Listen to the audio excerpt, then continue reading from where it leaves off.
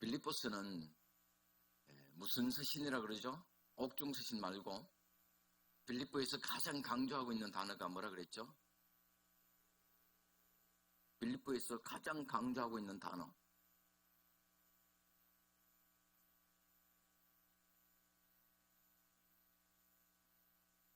뭐 크게 기대는 안 했습니다.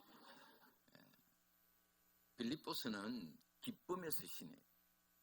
그래 빌립보서에 보면 기뻐하라 기뻐하라 내가 다시 말하노니 기뻐하라. 어디서 썼죠? 로마 감옥에 갇혀가지고 감옥에 갇혀있는 사람이 뭐가 그래 좋아가지고 기뻐하라 기뻐하라. 하나님의 백성들이 기뻐할 수 있는 것은 어떤 환경이나 조건이 좋아서가 아니라 오직 예수님 때문이라고 하는 것을 우리에게 가르쳐주고 있는 것입니다. 그래서 바울은 감옥에 갇혀서도 기뻐할 수 있었습니다. 잘 아시는 대로 바울은 복음 전하다가 감옥에 들어가게 되었습니다. 그러나 자신의 그런 형편이나 환경 때문에 누구를 원망하지도 않았고 불평하지도 않았습니다. 자기를 중상모략하고 모함하고 하는 그런 사람들이 있었지만 그런 일에 개의치 않았습니다. 오직 예수 그리스도의 복음이 전파되는 것으로 기뻐했던 바울이었습니다. 실로 바울은 그리스도의 종다운 종이었습니다. 자신보다는 주님을 먼저 생각했고 자신의 일보다는 하나님의 일을 먼저 생각하고 예수 그리스도의 복음이 전파되는 일에만 관심을 가졌던 사도였습니다. 빌립보 교회 성도들은 지금 바울의 재판 결과에 상당한 관심을 갖고 있습니다. 지금 감옥에 갇혀있는 바울이 어떻게 될 건가? 계속해서 갇혀서 수감 생활을 할 건지 아니면 석방될 건지 사형을 당할 건지 아니면 살아서 나올 것인지 그것이 빌립보 교회 성도들의 최고의 관심이었어요. 그래서 감옥에 갇혀서 고생하고 있는 바울을 생각하면서 염려하고 걱정하고 있는 것입니다. 그런데 정작 바울은 자기가 감옥에 갇혀 있는 일에 대해서 별로 관심이 없었습니다. 자신이 감옥에서 고통당하는 거 그건 문제가 아니었습니다. 많은 사람들이 자기를 모함함으로 말미암아 감옥에 갇혀 있는 자신에게 육체적 고통에다가 정신적 고통까지 더해 주었지만 그것 때문에 마음의 상처를 받는 일도 없었고 자신의 처지를 비관하거나 한탄하지도 않았습니다. 오히려 바울은 자신이 구속됨으로 말미암아 복음의 대로가 뚫리고 시위대 안에까지 복음이 전해지고 그래서 복음이 공개적으로 온 세상에 알려지게 되고 또 많은 사람들이 바울로 인해서 용기를 얻어가지고 더 담대히 복음을 전하게 되고 그렇게 함으로써 예수 그리스도의 복음이 널리 전파된다고 하는 그 사실로 인해서 기뻐하고 또 기뻐했던 사도였습니다. 그리고 오늘 본문 말씀 보면은 바울은 거기서 한 걸음 더 나아가서 생사를 초월한 바울의 신앙을 우리에게 보여주고 있습니다. 그러니까 바울은 자기가 감옥에 갇혀 있느냐 석방되느냐 그거 관심 없었을 뿐만 아니라 자기가 죽느냐 사느냐 하는데도 관심이 없었습니다. 자신의 죽음도 초월해서 어떻게 하면 예수 그리스도를 존귀하게 할 수 있을까? 어떻게 하면 사람들에게 그리스도를 잘 전할 수 있을까? 어떻게 하면 예수 그리스도의 복음이 온 세상에 널리 전해질 수 있을까? 오직 주님의 복음만을 위해서 살았던 사도였습니다. 오늘 읽은 19절에 보니까 이렇게 말씀합니다. 이것이 너희의 간구와 예수 그리스도의 성령의 도우심으로 나를 구원에 이르게 할 줄 아는 거로. 바울은 자신의 구원을 확신하고 있었습니다. 여기서 바울이 말하는 구원이 뭘까요? 우리는 구원하면 그냥 예수 믿고 구원받았다 그 부분만 생각하잖아요. 지금 여기서 바울이 말하는 구원은 우리가 예수 믿고 구원받았다 할 때의 그 구원을 말하는 것이 아닙니다. 바울이 감옥에서 석방될 것을 말하는 거예요. 바울은 로마 감옥에 2차에 걸쳐서 투옥이 됐는데 예루살렘에서 체포되어 가지고 가이사에게 재판을 받기 위해서 로마로 가잖아요. 사도행전 마지막에 가서 보면은 그렇게 해서 이제 로마로 가게 되는데 그렇게 로마에 투옥이 되었고 그리고 재판을 받은 다음에 잠시 풀려납니다. 잠시 풀려났다가 64년에 유명한 사건이 하나 생겨나요. 로마에 대화재 사건이 발생합니다. 네로가 그 나쁜 놈이 예수 믿는 사람들 잡아 죽일 그런 구실로 로마에 불을 지르려가지고 그것을 그리스도인들이 했다 해가지고 그리스도인들이 엄청나게 박해하잖아요. 그때에 이제 다시 이제 투옥된 것으로 그렇게 보고 있습니다. 그러니까 빌립보스를 기록하고 있는 지금은 처음에 1차로 투옥됐을 대로 봅니다.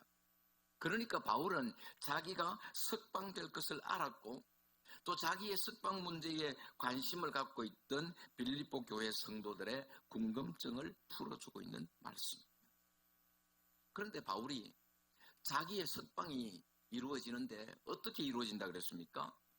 너희의 간구와 예수 그리스도의 성령의 도우심으로 그랬습니다. 옛말에 잘 되면 누구 탓이에요? 잘 되면 내 탓, 못 되면 조상 탓.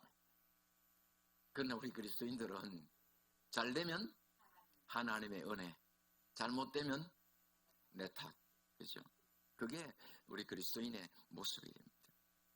너희의 간구라고 하는 이 한마디 말 속에 바울이 자기를 위한 그 성도들의 기도에 하나하나 감사하고 있는 따뜻한 마음을 느낄 수가 있습니다.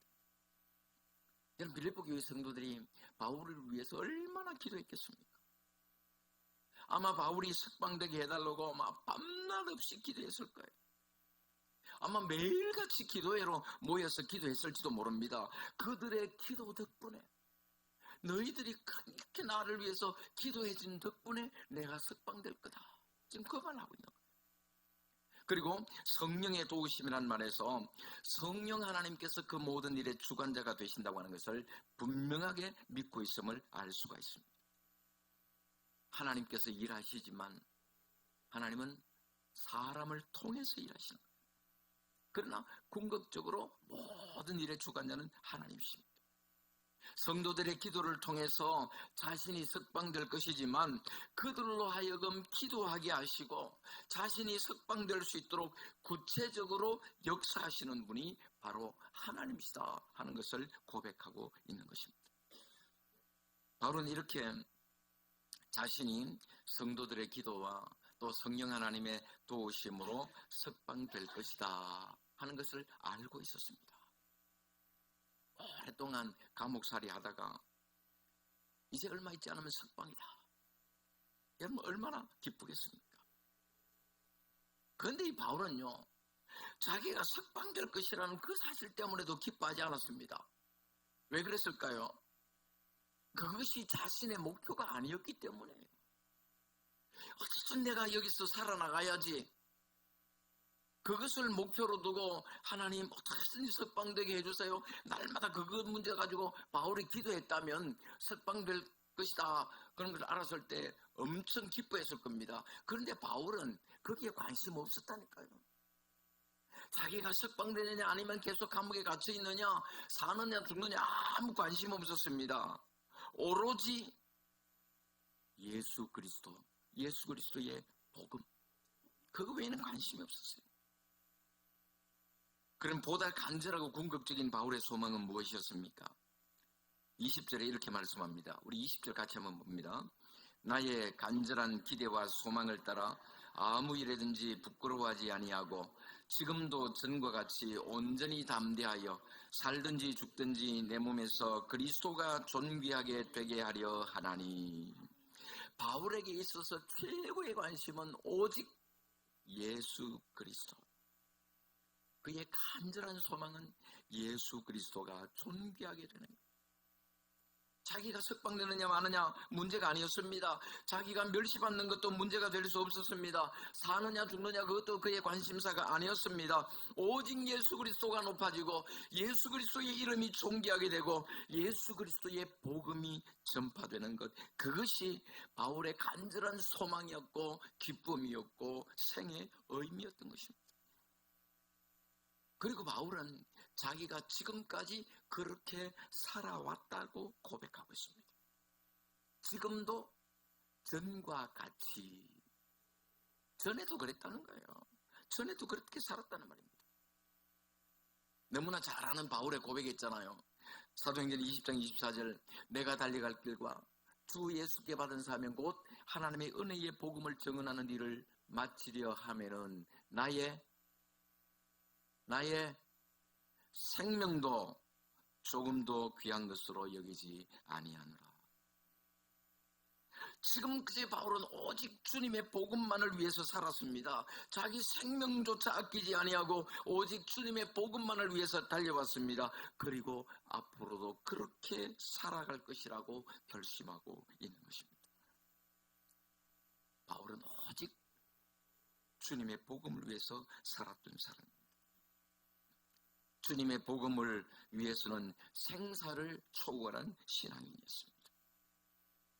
그에게는 죽느냐 사느냐는 것이 아무 의미가 없었습니다. 살아도 좋고 죽어도 좋습니다. 만약 살아서 석방된다면 불굴의 의지로 또다시 주님의 복음을 위해서 헌신하는 삶을 살게 될 겁니다. 만약 사형을 당한다고 해도 스데반처럼 천사의 얼굴을 하고 기쁘게 죽음을 받아들일 수 있는 그런 사람이었습니다. 지금까지도 바울이 주님의 복음을 위해서 그렇게 살아왔듯이 끝까지 예수 그리스도의 담대한 증인으로서 말하고 행동하고 순교를 하게 되든지 아니면 살아서 계속해서 주님의 복음을 위해서 봉사하게 되든지 자신의 인격과 자신의 삶 전체에서 예수 그리스도가 존귀하게 되고 예수 그리스도가 높아지고 예수 그리스도가 영광을 받으시는 삶, 그것이 바울의 간절한 기대였고 소망이었다. 그래서 바울은 죽는 것도 유익한 것이라 그랬습니다. 21절에 보니까 이는 내게 사는 것이 그리스도니 죽는 것도 유익함이라. 바울은 사실 이미 죽은 사람이었습니다. 갈라디아서 2장 20절에 뭐라고 고백했습니까? 내가 그리스도와 함께 십자가에 못 박혔나니. 자기는 이미 십자가에 못 박혀 죽은 사람이었습니다. 이미 자신은 죽었습니다. 오직 예수 그리스도가 사시는 그런 생이었습니다. 그래서 바울은 더 이상 자기 기준으로 살지 않고 그리스도의 부르심에 응답하는 삶을 살았던 것입니다. 그래서 바울은 죽음도 두렵지 않았습니다. 그에게는 죽음이 큰 의미가 없었습니다. 오히려 죽는 것도 유익하다고 말합니다. 죽는 것이 유익하다, 이 말은 죽음 자체가 유익하다는 말이 아니라 죽음으로 인한 결과를 말하는 거예요. 죽어서 더 유익한 그런 결과가 있다. 죽음의 결과가 왜 유익합니까? 그것은 예수 그리스도를 중심으로 살던 바울이 죽게 되면 주님과 더 깊고 더 생생하고 더 완전한 연합을 이룰 수 있기 때문에, 한마디로 말하면 죽으면 누구와 같이 살아요? 주님과 같이 사는 거니까. 죽어서 하늘나라 가게 되면 이 세상에 있을 때보다 더 분명히 주님을 보게 되고 더 분명히 주님을 알게 될 것이기 때문에 죽는 것도 오히려 유익하다, 그렇게 고백하는 거예요. 주님 중심으로 사는 사람은 살기 싫은 세상 억지로 살지 않습니다. 죽음이 두려워서 죽지 않으려고 발버둥치지 않아요. 살아도 주를 위하여 기쁘게 살고 죽음이 닥쳐온다고 해도 감사하는 마음으로 기쁘게 죽을 수 있는 사람, 그 사람이 주님 중심으로 사는 사람인 줄 믿습니다. 이처럼 바울은 죽고 사는 것조차 초월하여 오직 주님의 복음만을 위해서 살았던 사도였습니다. 요한계시록 14장 13절에 이렇게 말씀합니다. 지금 이후로 주 안에서 죽는 자들은 복이 있도다. 여러분, 세상에 태어나는 방법은 여러 방법이 있을 수도 있겠지만은 살아가는 방법은 또 더 많을 것이고, 그죠? 그런데 죽는 방법은 딱 두 가지밖에 없어요. 뭐 있어요? 뭐예요? 주 안에서 죽는 죽음과 주 밖에서 죽는 죽음. 주님과 상관없이 살다가 그렇게 죽는 죽음은 복 있는 죽음 아닙니다. 주 안에서 주님과 함께 살다가 주님의 품에 안기는 그 죽음이 복된 죽음인 줄 믿습니다. 이 세상 사람들에게는 죽음이 끝이고 절망이고 저주입니다. 그러나 주 안에서 죽는 자들은 주님과 함께하는 삶이 기다리고 있기 때문에 축복인 거예요. 하늘에 있는 영원한 집이 우리를 위해서 준비되어 있기 때문에 그리스도인들에게는 죽음조차도 축복입니다. 그래서 바울은 죽는 것도 유익하다고 말하는 것입니다. 그럼 죽는 게 유익하면 사는 건 별로 유익이 없는가? 사는 건 아무 유익이 없을까요? 그렇지 않습니다. 사는 것도 사는 것대로 유익이 있어요. 사는 것 역시 그의 삶에 열매가 있기 때문에 의미 있는 일이었습니다. 22절에 보면 이렇게 말씀합니다. 그러나 만일 육신대로 사는 이것이 내 일의 열매일진데 무엇을 택해야 하는지 나는 알지 못하노라. 어떤 열매가 있습니까? 바울이 죽지 않고 석방된다면 뭐 할 거예요? 그렇죠? 열심히 또 복음 전할 것 아닙니까? 선교를 더 많이 할 수 있을 것입니다. 믿지 않는 영혼들을 더 구원하게 되고 교회도 더 설립하게 될 것이고 성도들의 믿음을 더 확고하게 세워줄 수 있을 겁니다. 그것이 바울의 사역의 열매라는 거예요. 그래서 바울은 자신이 죽는 것도 유익하지만 사는 것도 그런 아름다운 복음의 열매를 맺을 수 있기 때문에 좋다는 거예요.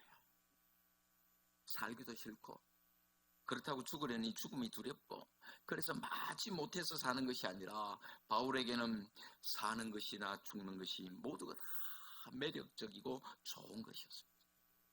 그래서 삶과 죽음 가운데 어느 것을 선택해야 될지 모르겠다고 말하는 것입니다.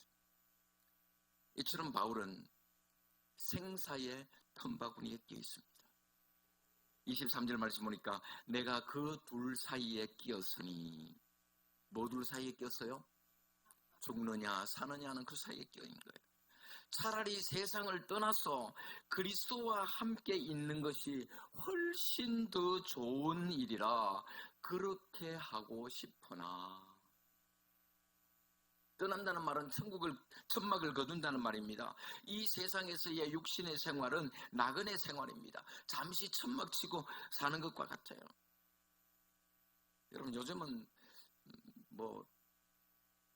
텐트 들고 많이 요즘도 또 새로 또 글램핑 캠핑 많이 하죠. 그래도 참 옛날에 비하면은 요즘은 글램핑하고 텐트 치고 해도 옛날처럼 그런 캠핑은 아니더라고요. 저희들 학교 다닐 때만 해도 캠핑 간다 그러면 저 계곡 옆에 텐트 하나 쳐놔놓고 계곡물 퍼가지고 그 물 마시고 그 물에 밥해 먹고 그 물 보면 저 위에서는 그 씻고 있고 네. 그런데 그렇게 해보면은 재밌잖아요, 그죠? 하루는 재밌어요. 근데 그렇게 살아라 그러면 어떻게 삽니까? 불편해서 못 살아요. 내 집이 제일 좋아요. 바울은 이 육신의 천막을 떠나서 그리스도와 함께 있는 것이 육신으로 사는 것보다 더 낫다고 생각하고 있는 거예요. 옛날에 1972년에 미국 달라스에서 엑스폴로 72라는 집회가 있었습니다. 우리나라에서도 했죠. 엑스폴로 74. 안 가보셨어요?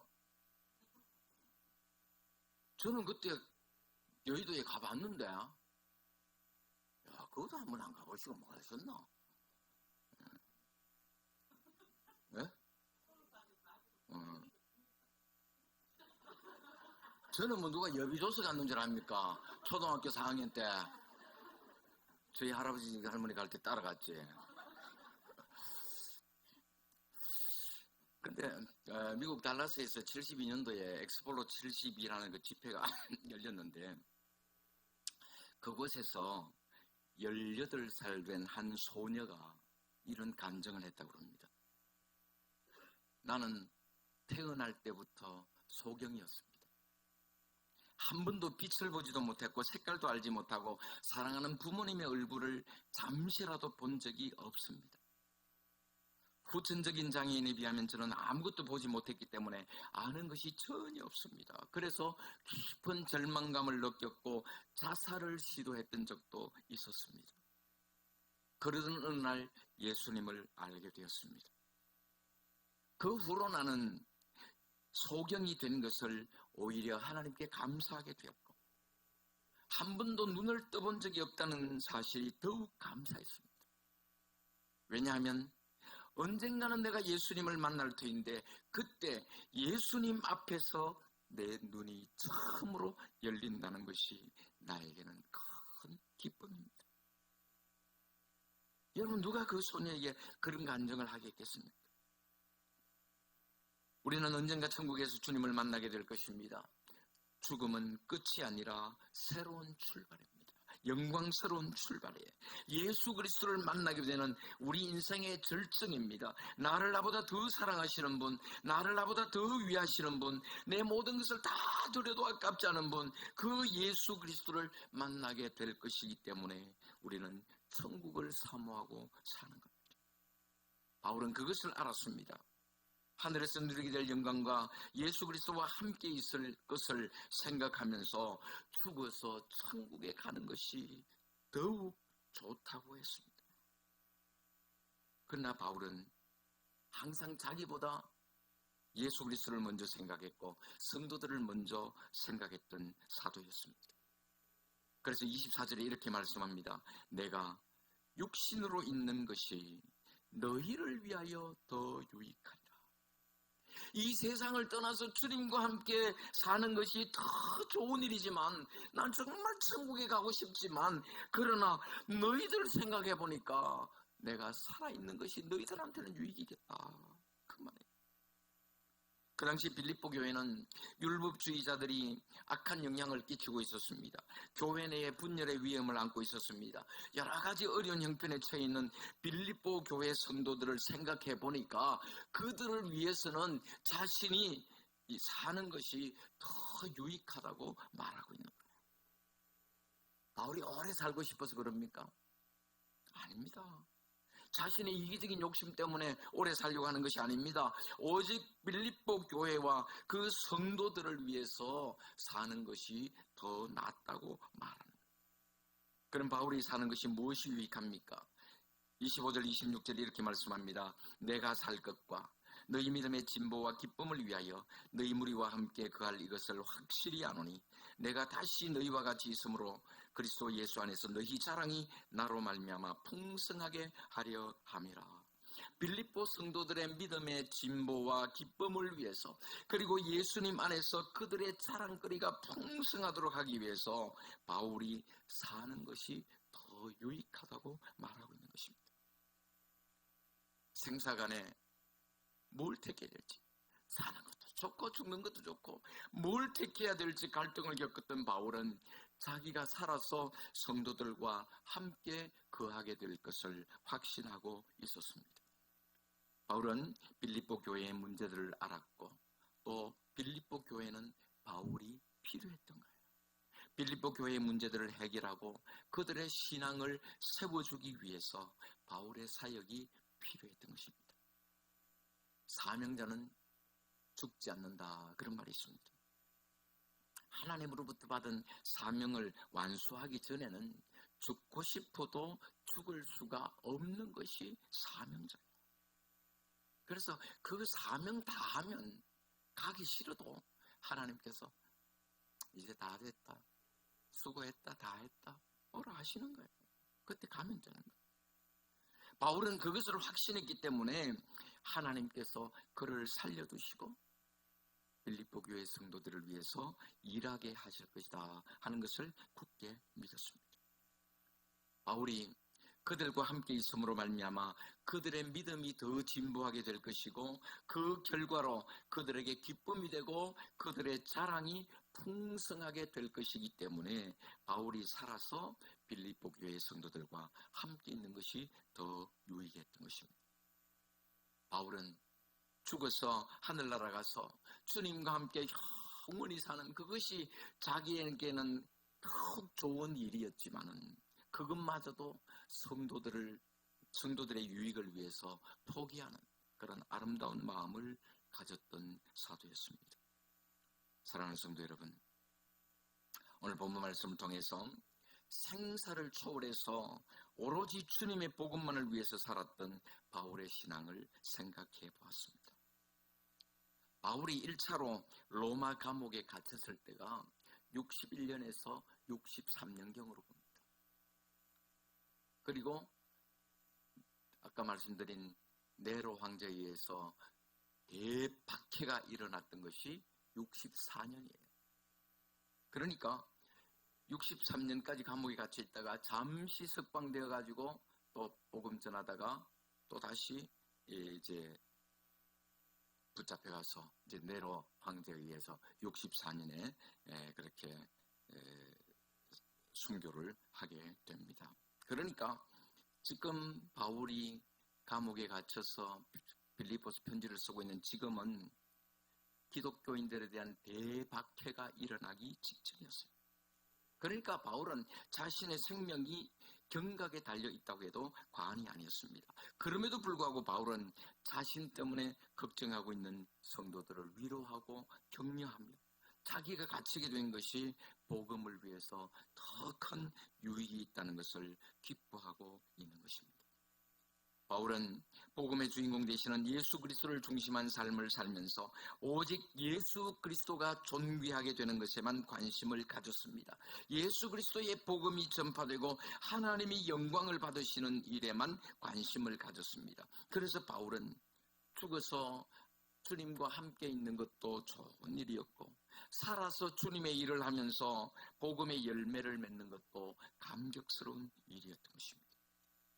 이렇게 생사를 초월한 신앙의 힘 어디에서 나왔을까요? 오직 예수 그리스도가 그의 삶의 유일한 목적이었기 때문입니다.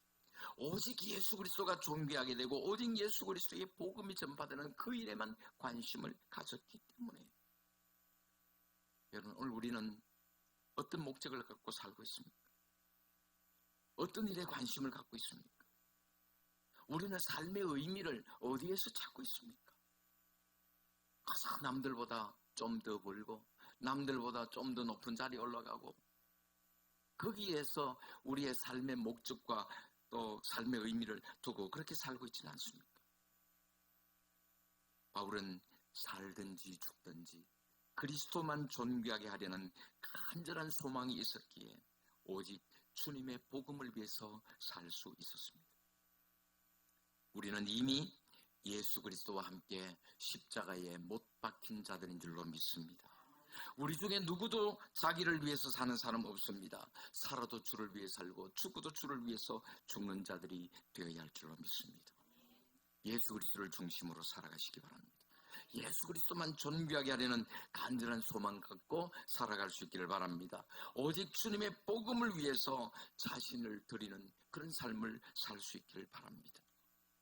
그래서 하루하루 우리의 삶이 보람있고 의미있고 정말 하나님 주시는 은혜 속에서 날마다 기뻐하고 감격하며 살아갈 수 있는 우리 모든 성도들 다 되시기를 주님의 이름으로 축원합니다.